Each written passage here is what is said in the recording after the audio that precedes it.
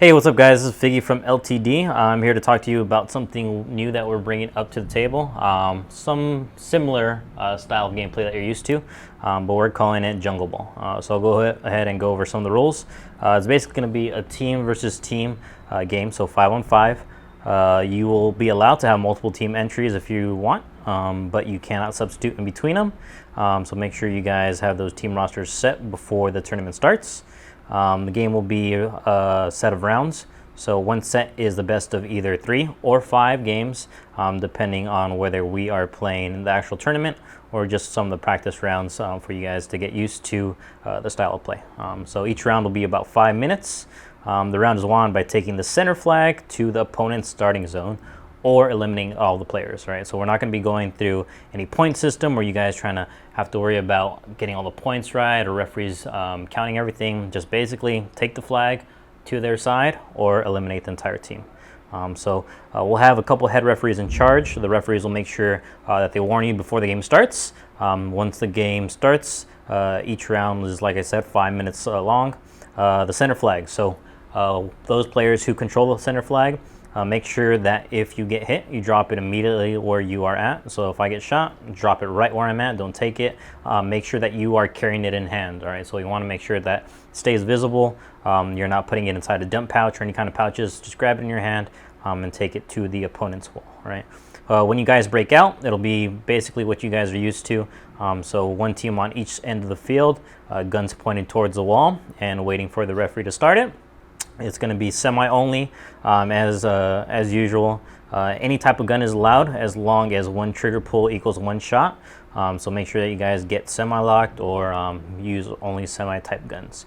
You guys can use mid-caps, no winding magazines, no drum mags or anything like that, but you can use unlimited amount of mid-caps. So if you guys want to bring 10, 20 mid-caps on you, that's fine. Just make sure you guys are going to be carrying all that. No minimum engagement distance, no surrenders, no bang bangs, no melee weapons, none of that. Shoot each other point blank, feel free to do that. No grenades, no lasers. Regular 350 feet per second limit, that's about 1.14 joules, right? The referee will control the countdown and basically let you know when the game starts. They'll be calling out penalties, basically just assisting you all throughout the day. They're here to help run things a little bit more smooth.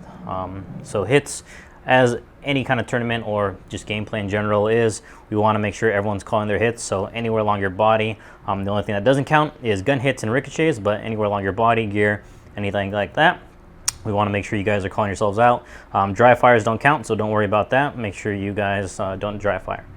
Penalties, we want to make sure that penalties are enforced and enforced strictly. So not calling your hit on the first penalty, the team member will receive a penalty, and the team as a whole will forfeit that round, right? So you automatically lose that round if any player on your team is caught not calling themselves out for whatever reason, right? The referees will keep an eye on that, and they'll be the ones to make that call. Any continued play after getting hit will result in a penalty. So you change with the player, and for whatever reason, you just keep on running and then eventually call yourself out, or take out another player and then eventually call yourself out. That's going to be considered a penalty. So as soon as you get hit, you need to stop playing. You need to stop running, stop moving, call yourself out. Second offense. So if you get called for a no call for a second time, that team is going to forfeit as usual, but then that player will just be done for the day. All right? We're not here to babysit. We're not here to deal with no calls, so make sure you guys are calling yourself out. Or like I said, the second time you get called for a no call, you're just going to be done for the day. Purposely moving a barrier is going to be considered a penalty. All right, so don't do that, or you'll automatically lose that round. So purposely moving, don't move any types of barriers, and any attempt to talk to a player, say for example a dead player trying to communicate with a live player, that's going to be considered a penalty. Each team will get a maximum of 4 penalties. So if you get say 2 no calls and then 2 other types of penalties, the team will just be disqualified for the entire game, right? So we want to make sure that people are abiding by the rules. We're going to make sure that these rules are set in stone and that we're not changing them every single time. And hopefully you guys will come out and enjoy it. This event will be hosted by Team LTD.